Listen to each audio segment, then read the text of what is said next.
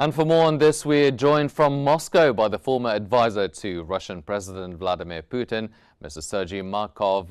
Mr. Markov, welcome to the Qnews Economic Bulletin. How significant is the development of Russia's rare earth metals industry for this economic diversification and global technology competitiveness? I think most important is that Russia very well defend its economy from anti-Russian sanctions. Sanctions against Russia from United States of America and from European countries and from their allies, tremendous. It's never happened in the history of mankind. But nevertheless, Russian economy in a very good condition. Look, the previous 2 years, economic growth of Russian economy is 3.5%, economic growth of European Union 1%, economic growth of United States of America 2.5%. So Russian economy is very good conditions. But nevertheless, it has some inflation signals. That's why Russian government policy now is including very high interest rate, which create a lot of problem for business because it's difficult to take credit for the business. Same time, I want to say that Russian economy is in fact divided on two parts. One part, it's most civil economy. It has problems because of this high interest rate of central bank. On the other hand, those part of Russian economy who is connected to military industrial complex does not have such kind of problems because they get money from government by special program and with very low interest rate. That's why military industrial complex now play a role of the driving engine of whole Russian economy. And all Russian business try to be part of this big military industrial complex development. Mm-hmm.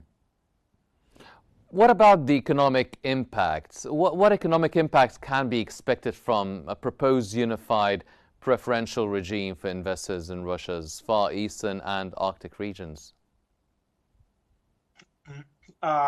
This is not a play, it will also a big role. It's more simplifying of the economic conditions.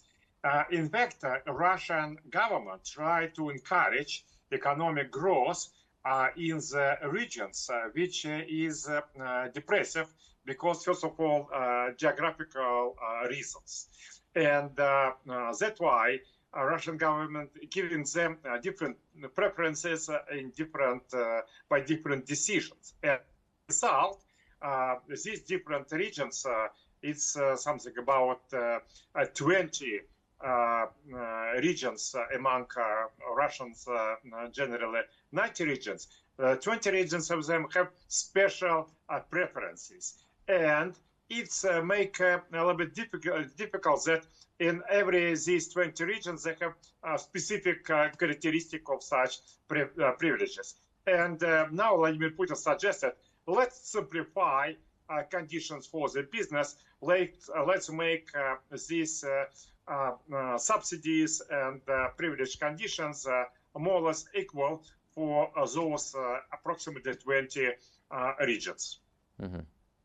The infrastructure and defense spending play in Russia's broader economic growth strategy under the current fiscal conditions. How sustainable can it be? Of course, and when investment go to the military industrial complex, it's play a very big driving role for the development of whole economy on one hand. On another hand, if we expect that war will be finished, it can create some problems for such economy. Mm-hmm. On one, this problem exists, of course, and government keep this problem in the mind for the probably nearest future.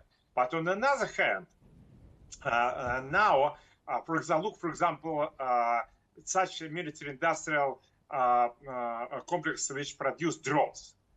In fact, they produce drones for the battlefield.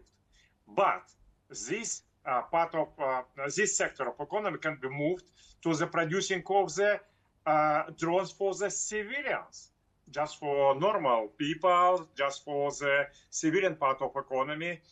So it means that this reconstruction of the military-industrial complex can happen. Another very important thing is localization of high-tech. In the past, when Russia trust to the Western countries, Russian business suggested that probably Russia will buy any high-tech technologies which some of the business need. Now, because Russia has a lot of limitation for doing cooperation with Western countries, Russia decided to move high-tech technologies to the local economy, so-called localization. And now it has a quite good result because of military-industrial complex. Yes. So military-industrial complex not only giving impact to economy, but also developing high-tech technologies with very good speed. From Moscow, that was the former advisor to the Russian President Vladimir Putin, Mr. Sergei Markov. Mr. Markov, thank you very much for joining us.